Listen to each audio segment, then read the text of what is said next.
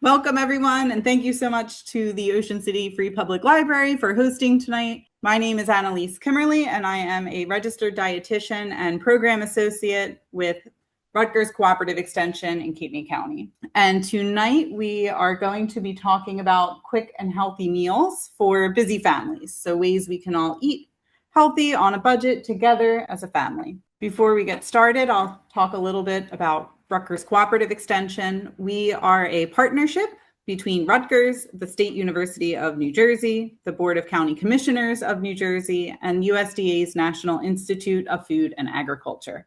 We are Rutgers' arm to local communities, and we have offices in all 21 counties throughout the state. We offer cooperative extension services to support the community and to deliver research-based information. We have 3 departments. We have agriculture and natural resources, 4-H youth development, and my department is family and community health sciences. And at FCHS, we provide outreach about nutrition, chronic disease prevention, food safety, and overall wellness. We are an affirmative action equal opportunity employer whose programs and materials are open to all. And before we get started with tonight's talk, we would like to ask you a few questions about your demographics. For our friends on Zoom, we will release the first poll, please. And if you're in person in the audience, I have a lovely paper survey for you at the end. And if you are watching on your cell phone on Zoom, you may not get the poll, and that is fine. We still know you are here. This information helps ensure our programming is reaching a diverse audience. And then at the end of the presentation, we will ask a few questions about what you thought. Thank you, everyone, for your participation. So our talking points tonight are, I'll talk a little bit about why cooking at home is healthy and budget friendly and what science shows cooking at home can help achieve for us health-wise and wellness-wise. We'll talk about some ways to set you up for success with cooking at home. We'll share some meal planning and cooking tips that are easy and accessible. And I also encourage anyone to, if you're on Zoom, to share in the chat. I will try to see if I can't keep an eye. If I can't see it on my screen, Brooke will see it on her screen. Let's see if I can change this up a little bit so I can see. So we encourage you to share with each other and make this a little collaborative, because you don't want to just listen to me all night. So why cook at home? Researchers have found that people who cook and eat at home have higher scores on measures of diet quality. And this means they are eating more fruits, more vegetables, more whole grains, lean proteins, and healthy fats. These diet quality scores also measure the amount of added sugar, sodium, and saturated fat that people consume. So those who are cooking and eating at home with higher diet scores are also taking in less sugar, sodium, and saturated fat, because the intake of those things lowers the diet quality score. And when we're eating a high quality diet, that puts us at a lower risk for developing chronic diseases such as heart disease, diabetes, and cancer. In a study that looked at research findings from over 100 studies that included 3.2 million participants, so a big study, the people with the highest diet quality scores had better health outcomes. For example, they had about a 20% lower risk of dying from any cause compared to people with the lowest diet quality scores. They also had about a 20% lower risk for developing heart disease and a 14% lower risk for cancer outcomes, and about a 19% lower risk for developing type 2 diabetes. So cooking at home gives you power over your plate, and it gives you power over your health. And when we have power over our plate, we can control our portion sizes better, and we can also control the size of our plate. Does anyone eat out at restaurants and you find that the size of the plate and the size of the portion is much larger than maybe you would serve yourself at home? Yeah.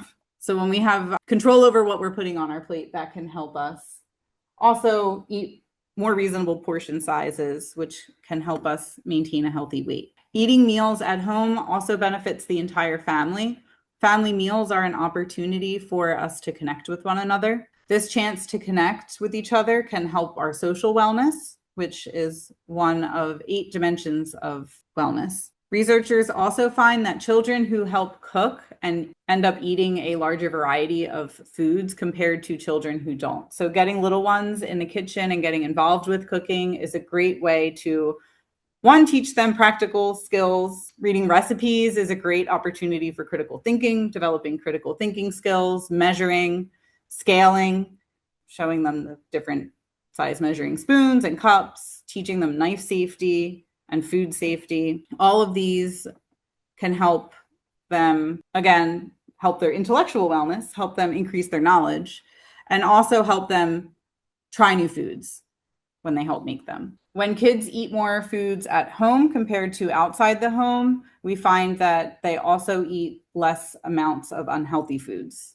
They also eat more fruits, vegetables, and calcium-rich foods. A study also found that teens who ate daily family meals at home were found to eat more fruits and vegetables a day when they grew up into young adulthood. So this pattern of the family meal at home follows our teens into young adulthood and helps them transition to their own independent adult lives where they are then continuing to cook and eat for themselves. And in that study, they compared young adults who didn't eat family meals as teens and teens who did eat family meals at home. So the benefits are long lasting. Cooking at home is also much more budget friendly.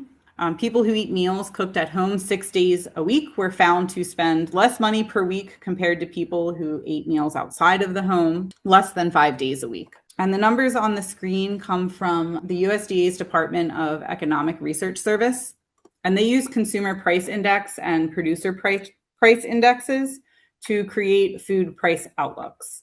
And these price outlooks forecast how food prices will change over, they looked from December of 2025 to January of 2026 and compared January 2026 to January 2025. And they do this every year. And the USDA tracks food away from home and food at home into two distinct categories. So we see food away from home. That includes food that is purchased in restaurants, foods purchased in cafeterias, things that we pick up in vending machines, also food delivery, and takeout. And this is compared to food at home, which includes food that we buy at the grocery store. So or the supermarket. So these are our groceries that we're going to purchase and take home with us and cook versus anything you're buying out and about. The USDA's price forecast found that food away from home prices increased 4% between January 2025 and January 2026. So yes, as any of us who go to the grocery store know, our food prices are going up. You think it's more than that? 2%? Well, it's based on the CPI, but food prices rose 4% over the past year, looking at January 25 to January 26. But that was food away from home. So food away from home increased almost double the rate of food at home. So yes, we're seeing higher prices in the store, but those prices compared to takeout are half of the increase. And for 2026, they predict that prices of all food will increase by about 3%. But there's another big difference that's predicted between our food at home and our food away from home. Food at home prices are predicted to increase another 2.5% this year, whereas food away from home is expected to increase by almost 4%, another 3.7%. So when we're making more of our meals at home, that can keep us in this food at home category, which is increasing at a lower rate than the away from home category. And this is helpful to know as a little incentive for the amount of money that you can save by going to the grocery store instead of calling for delivery. And then within the food at home category, there are subgroups for different foods. The USDA also publishes price forecasts for each of the subcategories. And I put just a few of them on the screen. There are more. But we see that, very encouraging, the price of eggs is forecasted to decrease by over 25% this year. So eggs are becoming more affordable. We also see that fresh veggies and fresh fruit are both increasing a very minimal amount compared to the overall increase we see in the category. We also see that poultry, so that's our heart-healthy lean meats, if you're getting boneless, skinless, poultry is increasing only 1/10 of a point, whereas if we go down to the bottom and look at the price of beef and veal, that's expected to increase by 5.5%. We see, does anyone notice the sugar and sweets have the biggest increase compared to all of the other categories I have on the screen? So when we're looking at this information, this can kind of help us look for the categories that are likely to give us the best value at the grocery store. because when we see smaller increases in things like, or decrease in the case of eggs, when we see smaller increases for vegetables, fruit, poultry, they are going to go up in price at a lower rate compared to our processed foods, our sugar sweets, and they're going to be more affordable compared to beef and veal. And if you've heard any of my talks before, we've talked about saturated fat intake and heart healthy diet, and we see that poultry is a more heart healthy option compared to the higher saturated fat that we find in beef and veal. So we've talked about why specifically it's healthy to cook at home. We've seen that it can save us money at the store if we're shopping at the store. And we have also talked about why buying fruits, veggies, and lean proteins are predicted to be a better value for our food dollar over the course of this year. So now we can look at some more examples of what to shop for if you're going to be buying more groceries to be cooking more meals at home. So can anyone guess, out of the 3 categories on the screen, which is the healthiest version of green beans? Fresh? Frozen? Any of our Zoom friends chiming in on the chat? I can't see you. Let's see. Nobody's got anything here. I don't see anything in the chat. Okay. Well, they're all equally healthy. Frozen and canned produce are picked and packaged at the height of freshness. So they are picked when they are ripe, and then they're immediately sent for processing. So all of the nutrients that are in them are immediately locked in during freezing. This compares to fresh produce if you're buying that out of season, which we're still not ready for in-season Garden State green beans this time of year. If you're buying them fresh at the store, they have traveled farther to get to the fresh produce section. And during that time that they are in travel, that's length of time that the nutrition in them can start to break down. And while food technology and transportation technology have increased over the past many years, we still see a little bit of nutrient degradation happening. So knowing what's in season can also help you be a savvy shopper in the grocery store. When green beans are in season, the price will come down. So knowing that can help you be more budget friendly. And in the meantime, because I teach out and about, a lot of people think that the fresh is always the healthiest, but the frozen is just as good. And in some cases, it might even be better. So knowing that when those frozen vegetables go on sale for $1 a bag, you can stock up on them. You can keep them in the freezer. You're going to have less food waste. Anyone have a forgotten bag of spring mix? Get past them. Yeah. Doesn't happen with our frozen veggies.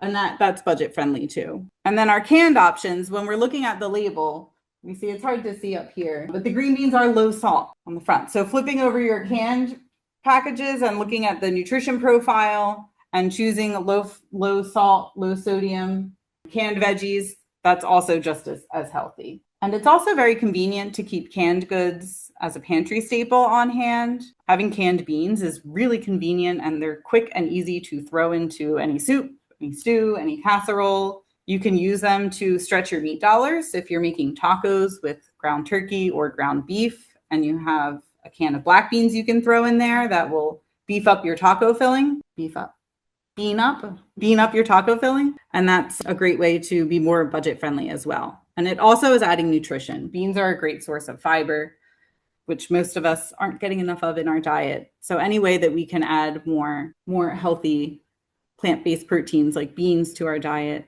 is helping us with that diet quality score and get that diet quality score up. So having your pantry staples, having things like pasta, rice, frozen and canned veggies already in the house, that makes it easier to make meals during the week.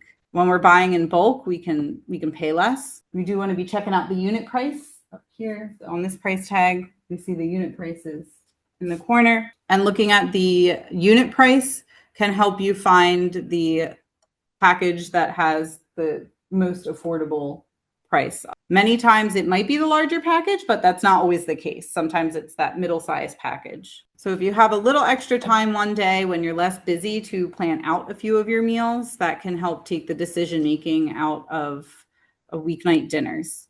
And getting little ones involved with planning and grocery shopping can also be another way to get them excited to try something new, try a new fruit, a new vegetable, letting them pick out a new vegetable and then bring that home and help prepare it in the kitchen.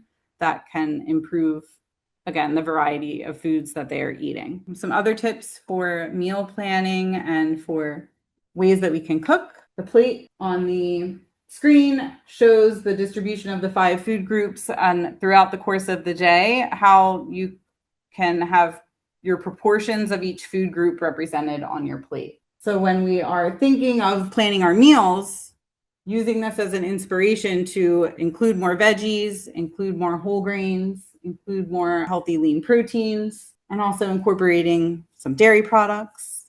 Fruit for dessert is a great option. And then using extra time again that we might have on the weekend, or if you are cooking a meal that calls for rice one night a week, make extra, and then another night down the road, use that rice in something else. And batch cooking refers to cooking a large amount of food ahead of time. Meal preppers do this. Does anyone do that already? Did you try it out? Yeah. Getting enough fruits and veggies can be really hard with our busy schedules. So having that bag of frozen veggies in the freezer can help you be able to quickly and easily throw that into something. And there are many flexible and easy meals that you don't necessarily need a recipe for either. You can use that as a springboard to add veggies, whole grains, and heart-healthy proteins. In the handouts for our in-person friends, there is a template from Cooking Matters for how to build a quick and easy stir fry, where we're looking at our protein. It could be chicken, it could be turkey, it could be beef, it could be tofu, it could be any plant-based vegetarian protein. And then you combine that with veggies, and then there's some ideas for sauces on there as well. And for our friends on Zoom, you'll be getting that emailed out to you after the talk. Some other ideas for flexible dishes. I made a list. If you have one, shout it out or put it in the chat. Soups is another great one that you can, I call it veggie roulette, when whatever veggies you have can go in your pot of soup. A quesadilla bar that could be really fun for little ones, building their own quesadilla. I've taught that in kids cooking classes, and they have a great time cutting up their own veggies and making their own quesadilla. And you can make a few at once and actually bake them in the oven instead of having to cook them on a frying pan on the stove. And that just makes it a little more efficient. You can cook them all at once and eat all at once. And it's also easier to wash one sheet pan than it is to wash a couple pans on the stove. Tacos are another one that are great for little ones to add their own toppings to. And then breakfast for dinner. With the price of eggs expected to come down 27.4%, who does not want to have eggs for dinner? Something like a frittata that you can add veggies to. We make a Southwest frittata in one of our cooking classes where we scramble up a whole dozen eggs. We add black beans to it. You can add fresh or frozen chopped up peppers and onions. Anyone tried the frozen onions in the freezer section? They're already chopped up. You don't cry. They're so convenient. Give them a try. And then we throw low sodium taco seasoning, cumin, mix it all up. You can add garlic if you like. And then we pour that in a 9x13 baking pan, and we bake it in the oven. That takes about 35, 40 minutes. But again, it's a way you can meal prep that and cut it into 12 sections, wrap it up, and have breakfast. I have frozen it. It freezes well. It thaws out well.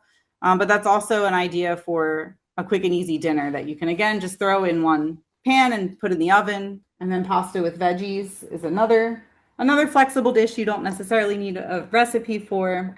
You can throw your frozen veggies right in the pasta water while the pasta is cooking in the last 5 minutes. So again, this is a way that we're adding more veggies without having to dirty another pot or make a bigger mess. If you're throwing that bag of frozen veggies in there, you don't have to chop them up beforehand.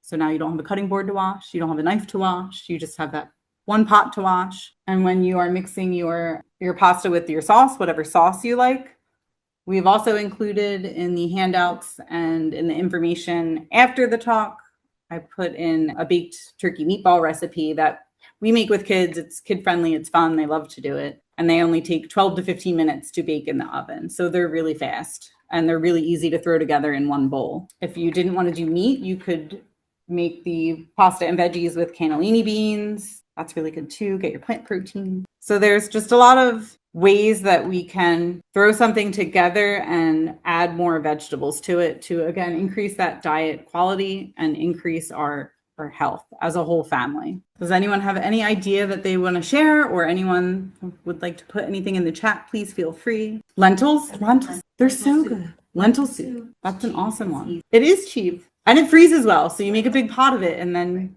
if you freeze it, you can freeze it in pint containers and then take that as a lunch. You could freeze it in a couple quart containers and have a whole nother dinner. So that's a great example. Let me check out the chat. I don't want to. Red lentils and pasta sauce. Yes, thank you, Brooke. So the red lentils, they cook pretty quickly. And when you put them in a pasta sauce, they just melt and disappear into the sauce. And it's a great way to add more protein and a great way to add more fiber. So yes, lots of ideas. The idea of dishes, again, that you don't need to follow a recipe for. You're using what you have. Roasting vegetables on sheet pans in advance, that's another way that you can batch prep to make extra servings and use them later on in the week. And it's helpful to think about the types of meals you're going to be using them for. If we're roasting veggies with minimal seasoning, that gives you the option later on to change the profile up and add more variety to your meals throughout the week. So anyone meal prepped and then been bored by Wednesday? Yeah. I have. But if we're meal prepping and we're not seasoning everything all the way, then when we go to throw it in something later on, then it's not boring, because we could take the same sheet of roasted broccoli just with a little pepper, olive oil. And one night you might put garlic and lemon on it and have it as a side for some chicken. Another night you might be throwing that in the last minutes of a stir fry that's going to have like sesame and soy and garlic. So all different flavors that we can enjoy from the same thing. And again, the sheet pan is really convenient because you cover it in tin foil and you don't have a ton of dirty things. If you're looking for recipes that you are planning on making during the week or during a busy time, picking out recipes that have about 5 ingredients can help streamline that process and make it faster to come together. There's a ton of 20-minute and 30-minute recipes as a whole category if you're looking for recipes. And that can help keep cooking simple after a busy day. And just like with the sheet pan meals, one pot meals keep cleanup minimal. This could be a pan too. This could be your stir fry pan. And if you've batch prepped your rice ahead of time on a different day, then stir fries can be whipped up quickly in just one pan. And you can have a meal that has your vegetables, your protein, and your whole grain, if you're using brown rice, all on one plate really fast. Using a slow cooker, that is another method that can help you be more hands-off. If anyone uses has anyone used use a slow cooker often? It's getting to be spring. Do you use them in the summer or just the winter? Mostly in the winter. Me too. I make my gravy. Like red gravy? Yeah, like red sauce. Yeah. Oh, that's awesome. So in case anyone could not hear on the Zoom, one of our lovely friends in person makes her tomato gravy in the crock pot. That's a great idea. And so to wrap up, we've talked about cooking at home is healthy for you, it's healthy for your children, and it's healthy for our budget, especially as we see the price of groceries going up. We want to be in the category of food that's going up the least amount so that we can not spend as much on food. There's no other way to say that. And we can set ourselves up for success by, again, shopping smart, looking at the unit prices, stocking up on pantry staples so that we have the things we need on hand, and plan a few meals for the week ahead of time, and get little ones involved, get them in the kitchen, and use cooking methods and flavors that work for you. And with that, Brooke will kindly release the second poll to ask what you thought. And everyone is, again, welcome to share their ideas and share their recipes in the chat. And again, if you're watching on a cell phone, you may not get the poll, but that's fine. We know you are here. And I am happy to take any questions. Thank you for spending the evening with us. Thank you again to the Ocean City Free Public Library for hosting us. I've also shared on the screen on the right, there is some information about our Empower to Prevent Type 2 Diabetes program. It is a year-long program that's nationally recognized by the CDC. The program is free and it's offered over Zoom as evening classes. And I'm teaching a group currently, and I'll be teaching another group in May with the FCHS team in Somerset County. So anyone who is interested, I encourage you to scan the QR code, see if you're eligible.